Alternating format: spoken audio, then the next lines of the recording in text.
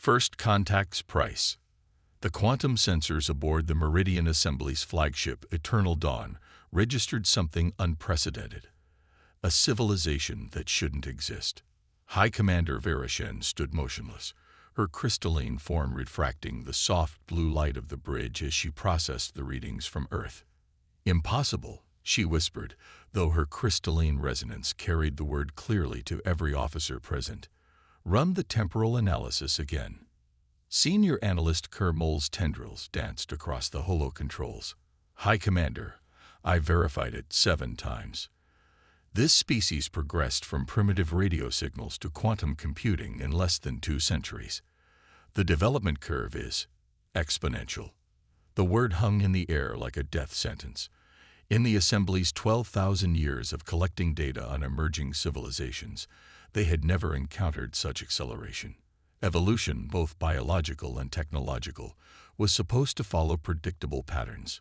Gradual steps, measured progress. But humanity had shattered that paradigm. "Show me their conflict history," Vera Shen commanded. The holoscreen filled with Earth's past. Wars, devastating weapons, but also unprecedented cooperation. Global communication networks, art and music that blended styles across continents.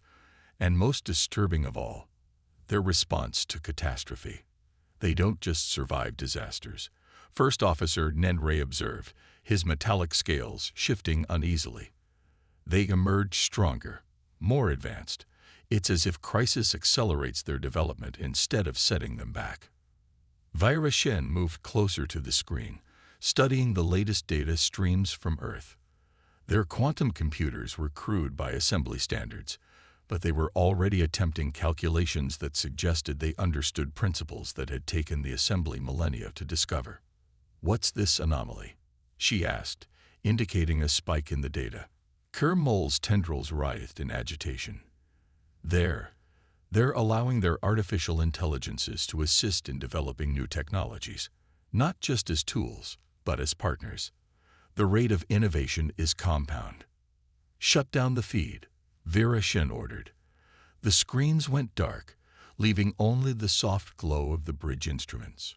She had seen enough. In another century, perhaps less, humanity would achieve capabilities that had taken other civilizations thousands of years to master. Their pattern recognition, their ability to build upon ideas across their entire population simultaneously through their global networks, their reckless but effective approach to pushing boundaries. It was beautiful and terrifying. "We have 3 options," she announced to her command staff. "First, immediate containment. We establish a quantum barrier around their solar system before they achieve interstellar capabilities. Second, we attempt integration, but with forced technological regression to ensure they develop along acceptable timelines. Third," she paused, her crystalline form dimming slightly, "we break with 12 millennia of assembly protocol and treat them as equals despite their youth." First Officer Nenra's scales rattled, their equivalent of a shocked laugh. "Equals? They're barely out of their atomic age.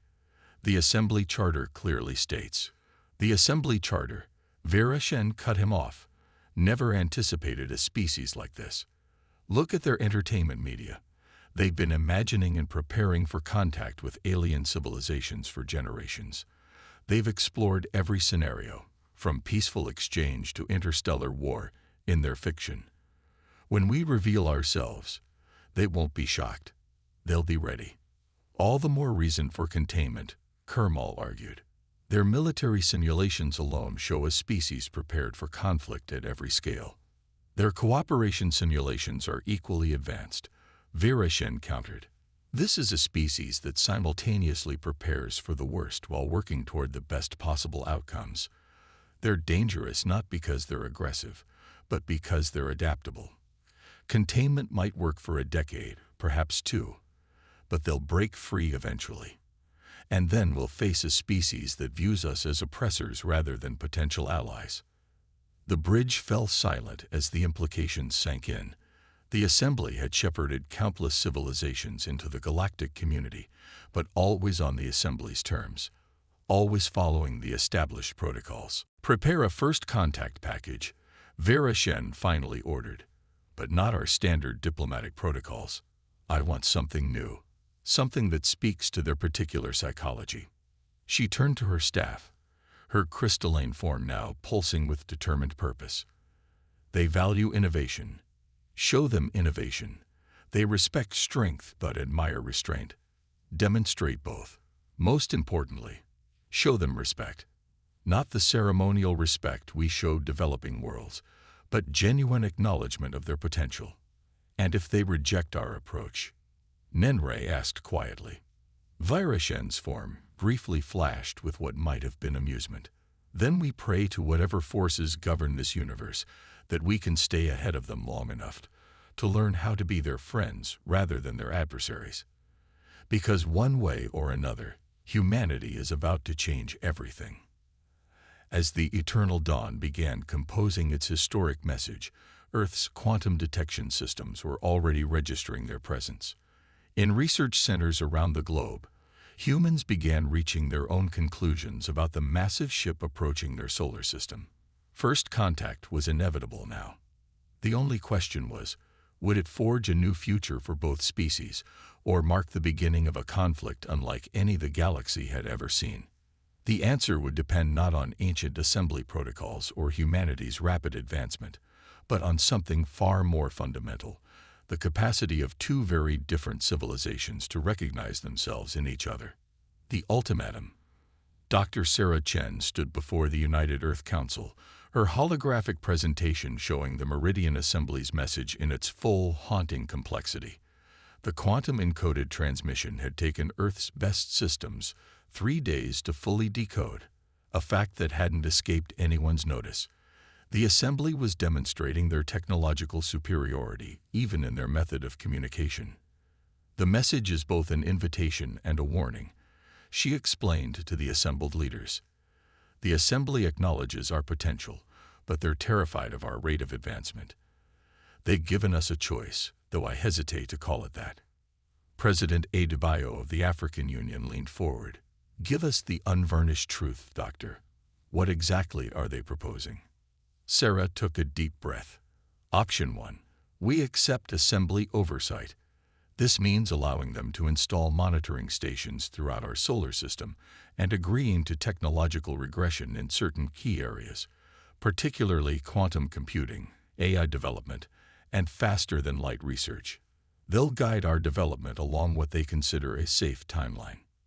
The Chinese premier's hologram flickered as he shook his head. And option 2. They seal our entire solar system behind a quantum barrier. We keep our independence, but we're effectively quarantined from the rest of the galaxy. No interstellar travel, no communication with other civilizations. They're offering to make us a nature preserve, complete with walls. The chamber erupted in multilingual outrage. Sarah waited for the translations to catch up, and the noise to die down before continuing. There's a third option, though the assembly doesn't seem to realize they've offered it. They've given us 30 Earth days to decide between their two choices. That's not much time, but it's enough for humanity to do what it does best: surprise them. Admiral Helena Martinez, head of the United Earth Defense Force, stood up. Her weathered face showed the strain of the past 3 days. Dr. Chen, are you suggesting we fight? Because our analysis of their ship's capabilities suggests that would be inadvisable. No, Sarah smiled. I'm suggesting we prove them wrong. The Assembly's fear comes from their own history. They've spent 12,000 years carefully shepherding civilizations into their galactic community. Every species they've encountered has followed predictable patterns of development. Until us. She gestured, and the holographic display shifted to show humanity's technological progression curve alongside various alien species. Earth's line shot upward at an almost vertical angle compared to the others' gradual slopes. They think we're dangerous because we're fast, unpredictable. But that's exactly why we shouldn't be feared. We adapt. We solve problems in ways they've never imagined. And right now, we have the greatest motivation we've ever had to prove what humanity can do. Director Zhang of the Global Science Initiative caught on first. You're proposing we demonstrate our worth, not through military might or by accepting their limitations, but by showing them why our approach to development isn't a threat. Exactly. Sarah nodded. The assembly values stability, predictable progress, careful consideration. We value innovation, adaptation, and cooperation in the face of challenges. Instead of choosing between their options, we show them a third path, one that proves humanity can advance rapidly while still being a responsible member of the galactic community. 30 days isn't much time to change the minds of a civilization that's been set in its ways for 12 millennia, President Adebayo observed. No, Sarah agreed, but it's enough time to start. I've already begun coordinating with research teams worldwide. We're not looking to match their technology. We're aiming to show them something they've never seen before, a way of solving problems that only humanity would think of. Admiral Martinez leaned back, a thoughtful expression crossing her face. They expect us to either submit or isolate ourselves. Either way, they're expecting us to react from a position of weakness. But if we approach this as an opportunity rather than a threat— Exactly. Sarah's eyes lit up. The Assembly seems to think that rapid advancement necessarily leads to instability or conflict. We need to show them that humanity's greatest advances have come not from competition, but from cooperation. Not from fear, but from hope. The chamber fell silent as the implications sank in. Finally, the European Union Chancellor spoke up. "What do you need from us, Dr. Chen?" Sarah's answer was immediate. Everything. Every resource we can spare. Every brilliant mind working together. But most importantly, I need humanity to do what it does best. Face an impossible challenge and refuse to accept that it's impossible. Over the next hour, the plan took shape. It was audacious, probably impossible, and entirely human in its approach. As the meeting concluded, President Adebayo had one final question. "Dr. Chen, what happens if we fail? If we can't convince them in 30 days? Sarah looked around the chamber, meeting the eyes of each leader in turn. "Then we fail trying to build something new, rather than accepting limitations out of fear. And even if we do fail, we'll have shown the Assembly something they've never seen before. A young civilization that faced an ultimatum from a vastly superior force and responded not with submission or defiance, but with innovation and hope." As the council dispersed, Sarah remained behind, staring at the holographic image of the Assembly's massive ship. Somewhere up there, the crystalline beings were waiting for humanity's response. They expected fear, or anger, or submission. They were about to learn that humanity's greatest strength wasn't its technology or its rate of advancement. It was the ability to look at an impossible situation and see not a threat, but an opportunity to reach for something new. The next 30 days would change everything, not just for Earth, but for the entire galaxy, and it all hinged on humanity's unique ability to do what the Assembly thought impossible, prove that rapid advancement and wisdom could go hand in hand. Operation Starbridge. The global research complex in Geneva hummed with an energy that bordered on electric. Dr. Sarah Chen stood in the central control room, surrounded by holographic displays showing live feeds from similar facilities in Beijing, Bangalore, Lagos, and Sao Paulo. 20 days had passed since the Assembly's ultimatum. 10 remained. "Status update," she called out, her voice carrying to teams across 5 continents through quantum-linked communications. Dr. Aisha Patel's hologram flickered to life from Bangalore. "Quantum entanglement matrix is holding stable at 47% efficiency. Not good enough for what we need, but it's progress." Lagos reporting. Dr. Oluwaseun Adeleke appeared next. "We've successfully replicated the Assembly's barrier technology on a micro scale. The power requirements are challenging." Sarah nodded, dark circles under her eyes betraying countless sleepless nights. The plan had seemed ambitious but possible 20 days ago. Now, with time running out, it seemed more like beautiful madness. They weren't just trying to match Assembly technology. They were attempting to leapfrog it in a way that would demonstrate humanity's unique approach to problem-solving. "Show me the latest simulation," she requested. The center of the room filled with a complex holographic model. It represented their response to the Assembly's ultimatum. Project Starbridge. Instead of accepting isolation or oversight, humanity would demonstrate their worth by creating something unprecedented. A controlled quantum tunnel that could bridge vast distances without the normal limitations of space-time. "The physics are sound," Dr. Kai Zhang reported from Beijing. "But coordinating the quantum fields across these distances, we're missing something fundamental." Sarah watched the simulation fail again, the artificial wormhole collapsing in a cascade of virtual particles.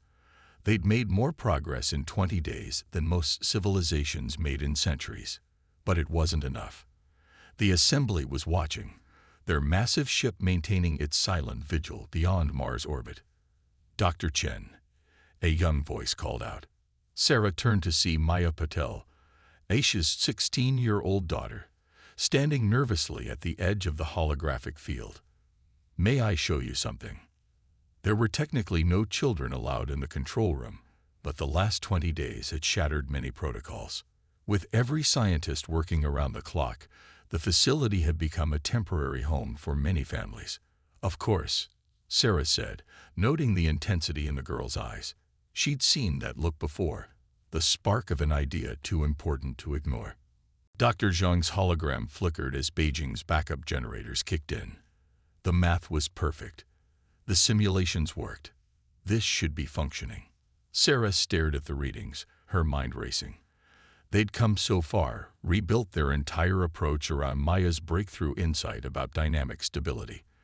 The Assembly ship hung in space like a silent judge, watching humanity's desperate attempt to prove themselves worthy of the stars. Then she noticed something odd in the data stream. "Show me the quantum field visualization," she commanded. The main hologram shifted, displaying a complex web of interacting energy patterns. "Now overlay the locations of all active nodes in the network."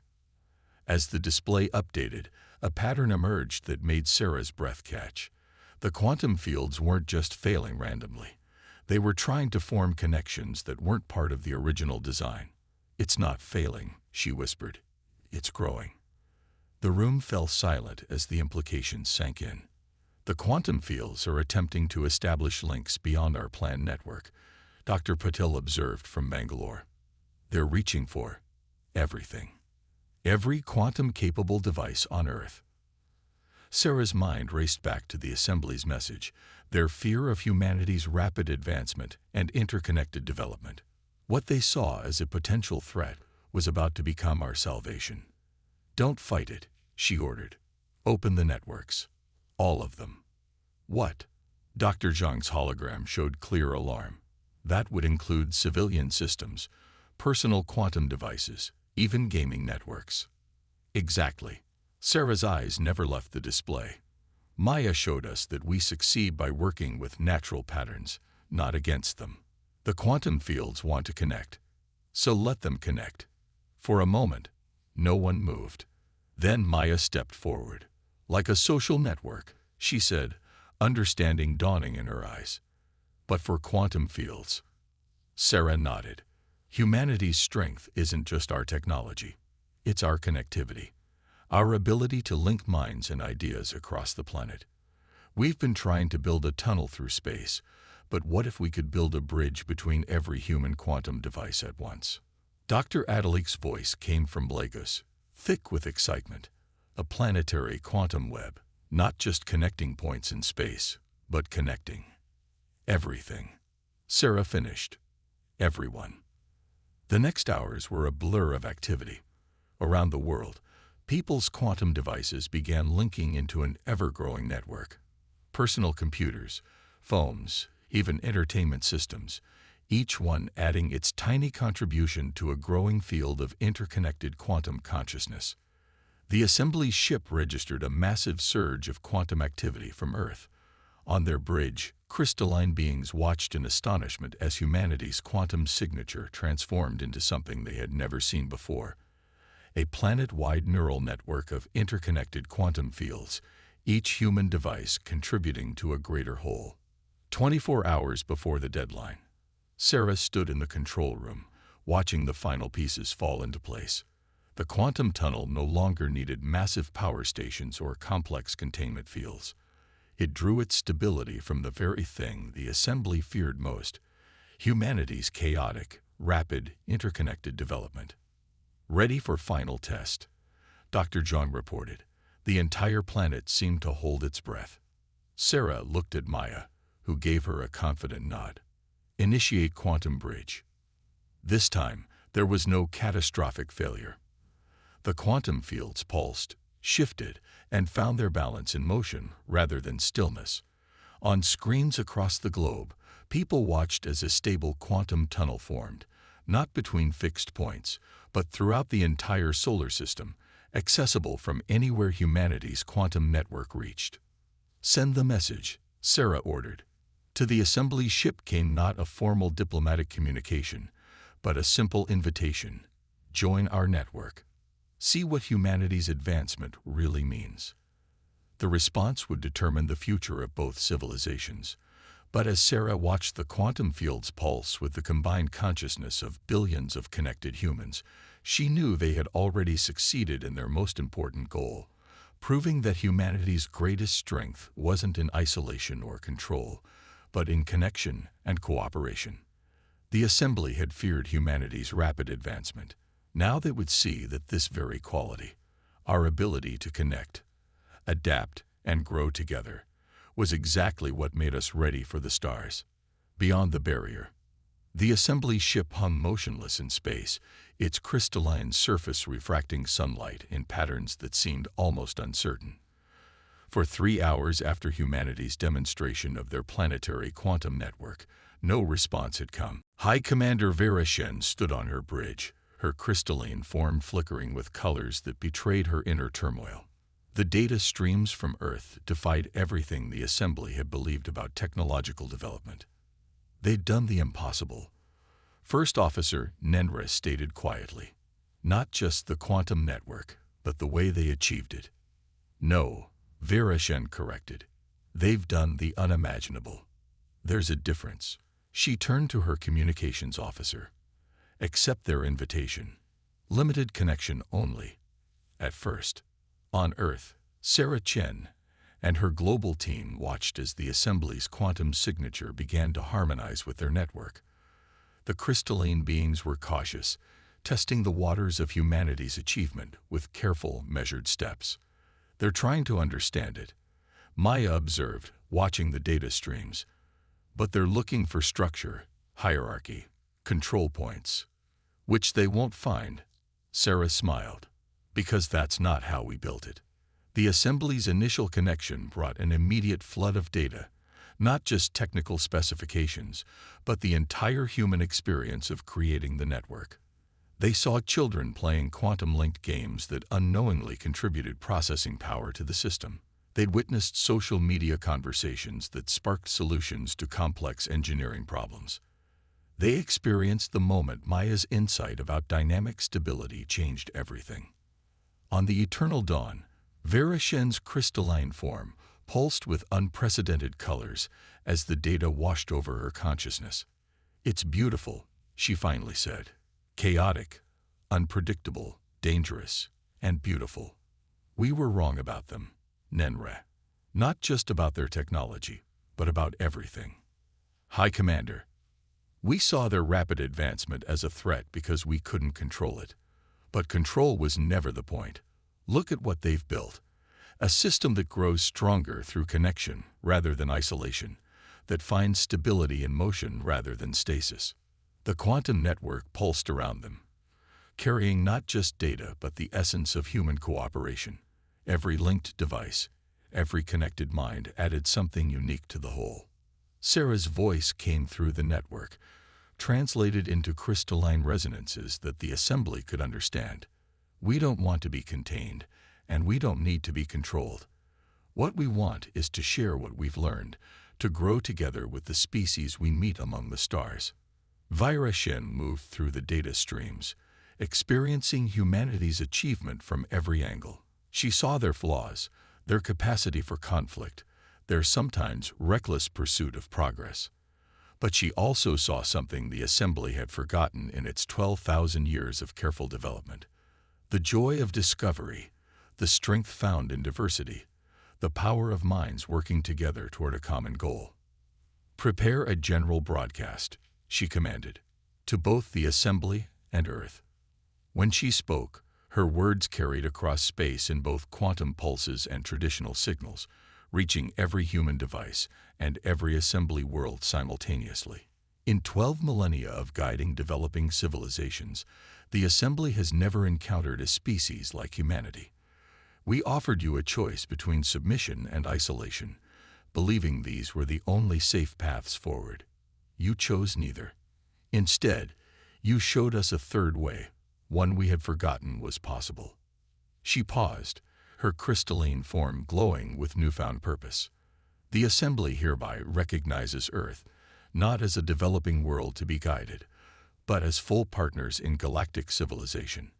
Your methods are different from ours. Your progress follows patterns we are only beginning to understand. But perhaps that is exactly what both our civilizations need. On Earth, celebrations erupted across the globe. But in Geneva's control room, Sarah Chen and her team remained focused on their screens, watching as assembly ships across the galaxy began connecting to humanity's quantum network, bringing their own unique signatures to the growing web of consciousness. "What happens now?" Maya asked, her young face reflecting the light of 1,000 quantum connections. Sarah smiled, watching as human and assembly quantum fields began creating new patterns together, each learning from the other. "Now we do what humanity does best. We adapt, we grow, and we help others remember how to do the same." The quantum network pulsed with new energy as more assembly worlds joined, each connection representing not just a technological achievement, but a bridge between different ways of thinking, different approaches to understanding the universe. Humanity had faced an ultimatum and transformed it into an opportunity. In doing so, they hadn't just proven themselves worthy of the stars. They had shown the galaxy a new way forward, one where progress came not from control or isolation, but from the endless possibilities that arose when different minds worked together. As Earth's sun set on this historic day, its light reflected off both crystalline ships and human satellites, all now parts of a greater whole. The barrier between species had been broken not by force or submission, but by humanity's unique gift: the ability to turn limitations into opportunities, to find strength in connection rather than isolation, and to face the unknown not with fear, but with hope and determination. The stars were waiting, and humanity was ready to explore them, not alone, but as part of something greater than either civilization had imagined possible.